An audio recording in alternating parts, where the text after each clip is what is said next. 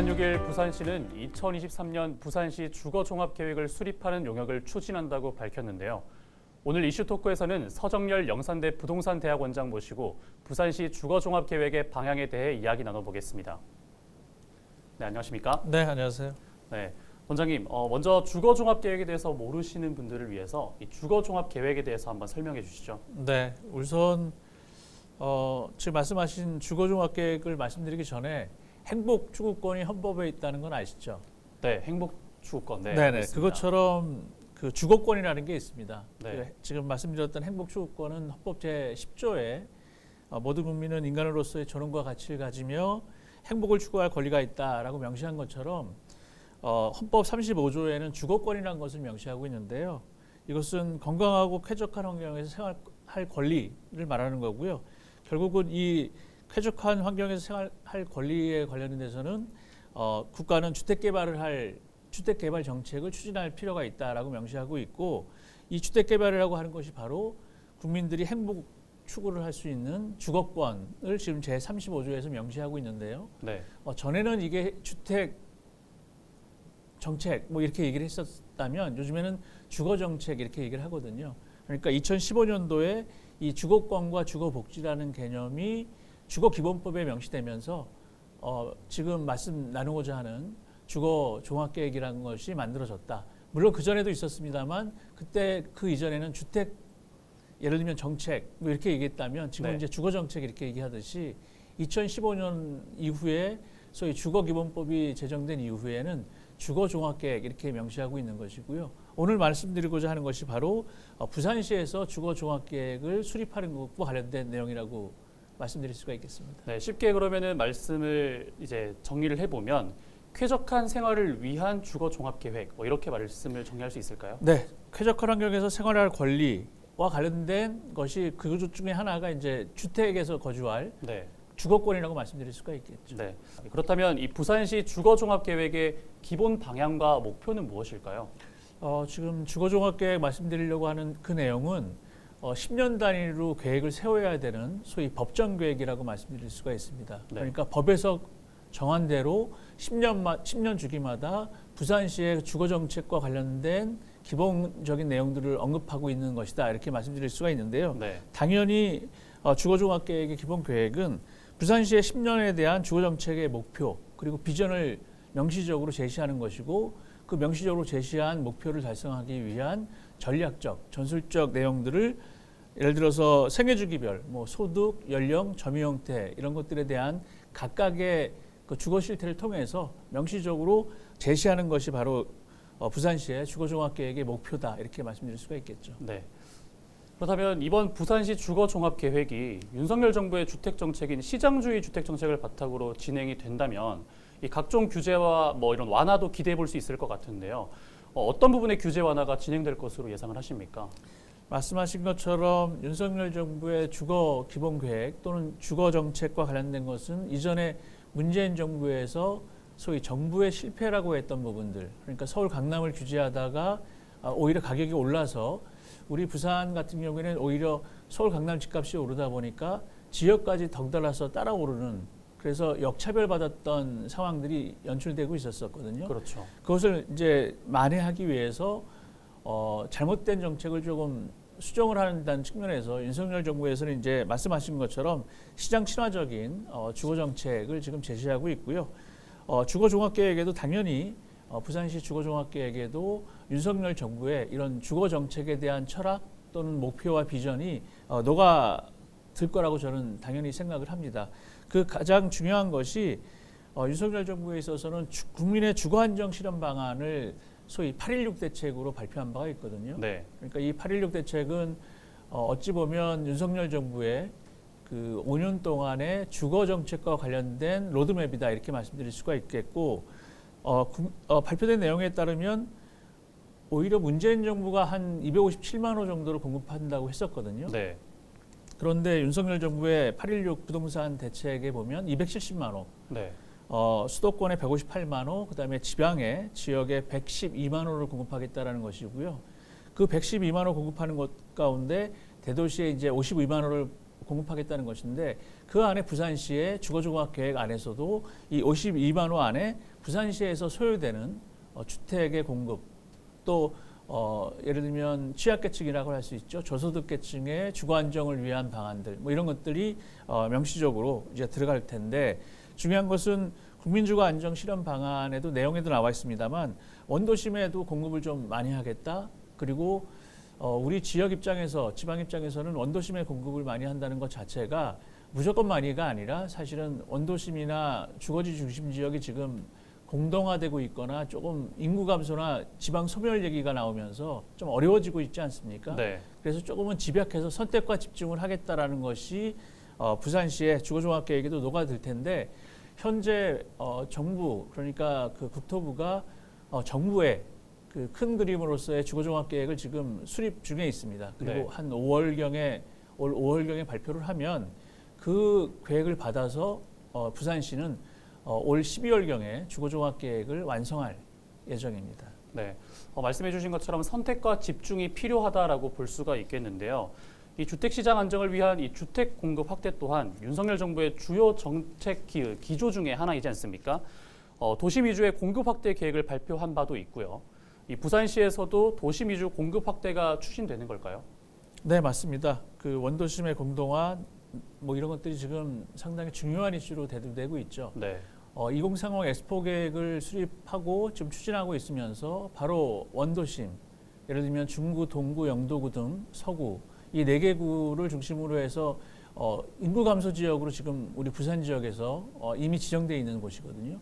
그것을 북한 중심의 원도심에서 치르고자 하는 것은 원도심을 좀 더 활성화시키겠다. 뭐 이런 것들이 녹아든 부산시의 시정이다 이렇게 말씀드릴 수가 있겠고요.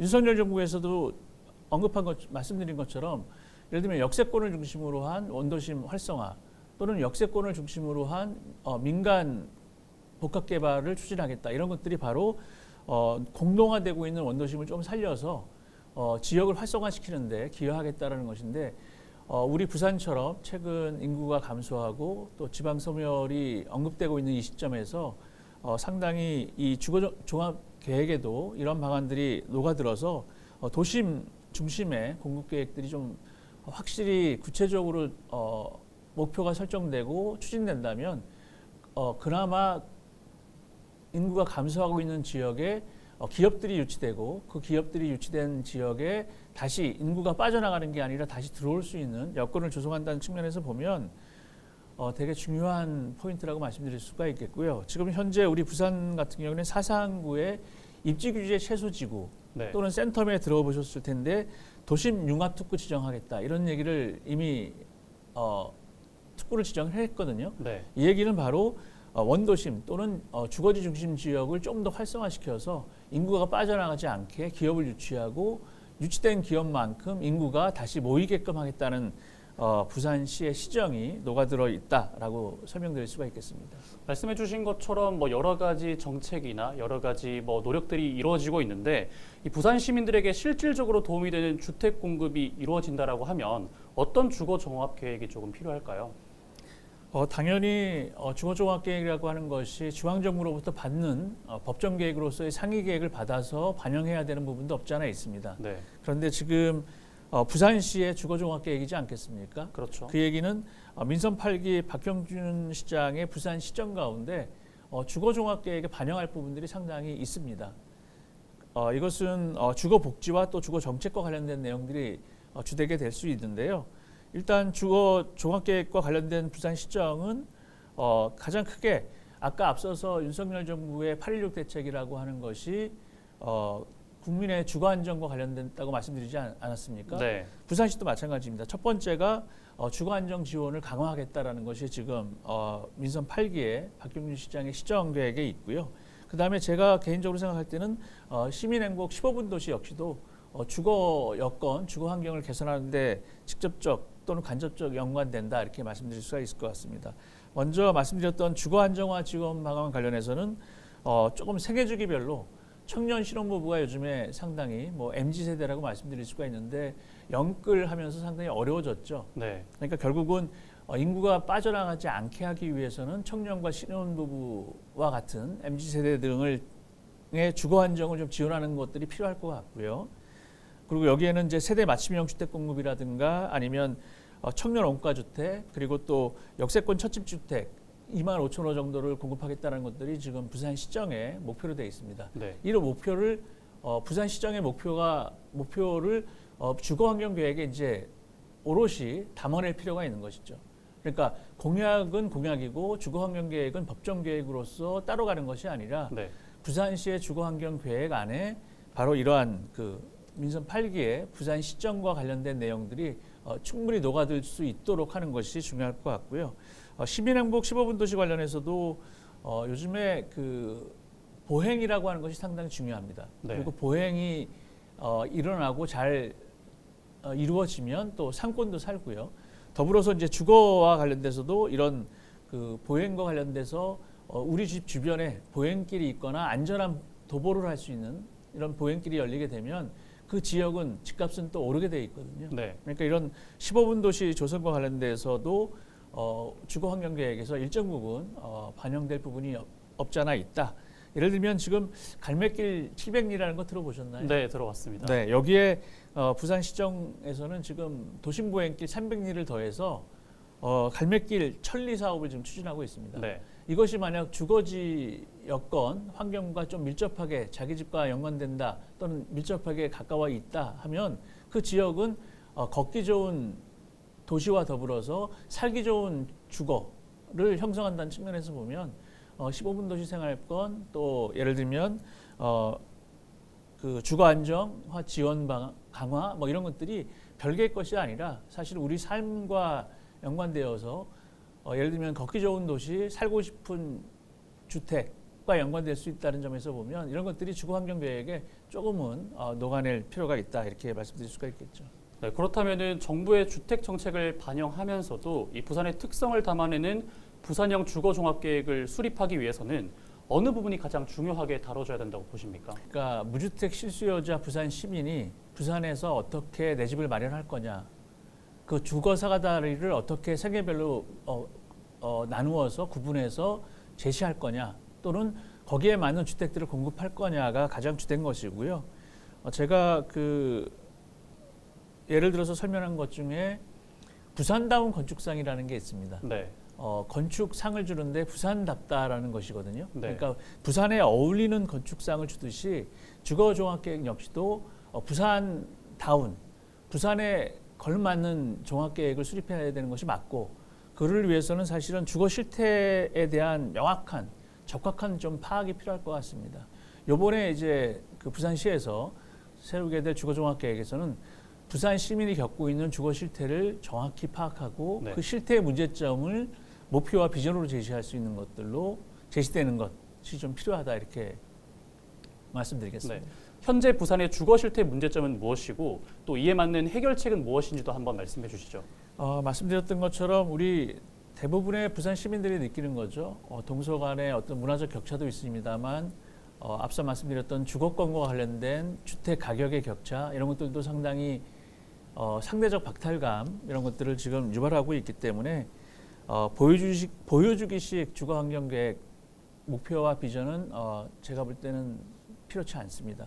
오히려 생애주기별로 인구 규모, 또 인구 상태, 또 주택 현황, 또 소득 이런 경제적 상황이라든가 아니면 부산의 도시 공간 구조의 변화 뭐 이런 것들, 그리고 예를 들면 저출산 고령화되고 있는 지금의 그 직면하고 있는 문제점들을 적확히 파악할 필요성이 있다는 것이고, 이에 맞는 진단이 명확해야 처방이 내려질 수 있는 것이고, 그 처방이 바로 그런 처방을 담는 것이 이번에 마련하게 되는 주거 종합계획에 반영될 필요가 있다 이렇게 말씀드릴 수가 있겠는데요. 네. 예를 들어서 지금 이전에 주거종합계획에서는 추진 전략을 이렇게 지금 설정하고 있습니다. 시민적 차원에서의 주거 수준의 질적 향상, 개선을 하겠다. 뭐 예를 들면 수요지향적 주택 공급 다양화 이렇게 명시적으로는 제시하고 있습니다만 네. 이것과 관련돼서 우리 부산의 주거 실태는 어떤 문제점이 있는지에 대한 실태와 문제점에 대한 진단이 적확히 좀 이루어질 필요성이 있다는 것, 그리고 이에 대한 실태를 통해서 나타난 문제점들이 목표나 비전으로 제시될 필요가 있다는 것 다시 한번 강조드립니다. 네, 앞서 계속해서 보여주기식의 그런 해결책보다는 현재 문제점을 정확하게 파악하고 그에 맞는 해결 방안들이 이루어져야 한다라고 계속해서 강조해주고 계신데요. 주거복지에 대한 관심도 현재 높습니다. 이 주거종합계획에 따른 주거복지 지원은 어떻게 이루어져야 한다고 보십니까? 가장 중요한 것이죠. 주거종합계획이라는 것이 이전에 이제 주택종합계획 이런 식으로 진행되다가 주택종합계획과 주거종합계획은 엄연히 달라진 것이 있습니다. 네. 그것은 예를 들면 양적인 주택의 공급을 서둘렀던, 그러니까 개발 시대의 논리였다면 주거환경계획, 주거종합계획 이런 것들은 주거복지, 주거권을 위한 것이라면 당연히 부산시의 무주택 실수요자를 대상으로 한, 그러니까 결혼한 부부가 아이는 없지만 집이 없는 경우가 있지 않습니까? 네. 이것을 정부도 우리 부산시도 사실은 무주택 실수요자다라고 명시적으로 기준을 정할 수가 있겠고요. 그 세대, 그러니까 무주택 실수요자를 위한 주거 지원 방안이 강구될 필요가 있다라는 것을 다시 한번 그 주거복지의 지원 방향 관련해서는 좀 말씀드릴 수가 있겠고요. 이와 관련돼서는 일단 주거복지 거버넌스, 그러니까 주거복지라는 것이 선언적 의미로서만 이루어지는 것이 아니라 민관이 협력할 때 이루어지거든요. 그것을 위한 거버넌스로서의 주거복지 거버넌스가 그 체계가 좀 구축될 필요가 있다라고 말씀드릴 수가 있고, 가장 중요한 것이 요즘에 주거비 부담, 물론 난방비라든가 물가가 많이 올라서 네. 고금리 상황에서 고물가, 고환율 때문에 어려움을 겪고 있습니다만 주거비 역시 뛰어오를 수밖에 없죠. 지금 급격하게 오르고 있는데 이 주거비 부담을 어떻게 완화해 줄 거냐, 그리고 또 최저 주거 기준, 미달 가구에 대한 지원을 어떻게 할 거냐, 이런 내용들이 좀 더 구체적으로 담길 필요가 있고, 그 담기는 데 있어서 또 생애 단계별로 각자 그 생애 주기별로 그 필요성이나 이런 것들이 좀 다를 수가 있겠거든요. 네. 예를 들면 청년층, 신혼부부, 또 다자녀 가구, 그리고 또 고령층에 따라서 각기 다른 생애 주기별로 각기 다른 주거 지원 방안들을 마련할 필요가 있다는 측면에서 보면 좀 반복됩니다만 이런 생애 주기별 주거 실태에 따르는 문제점들을 다시 한번 적확히 파악하고 그 문제점들, 파악된 문제점들에 조응할 수 있는, 대응할 수 있는 주거복지의 지원 방안을 좀 전략적으로 마련할 필요성이 있다고 네. 생각을 합니다. 네, 전략적으로 해결 방안이 이루어져야 한다라고 말씀해 주셨는데요. 마지막으로 앞으로 우리 부산시 주거종합계획이 어떤 방향성을 갖고 진행이 되어야 된다고 보십니까?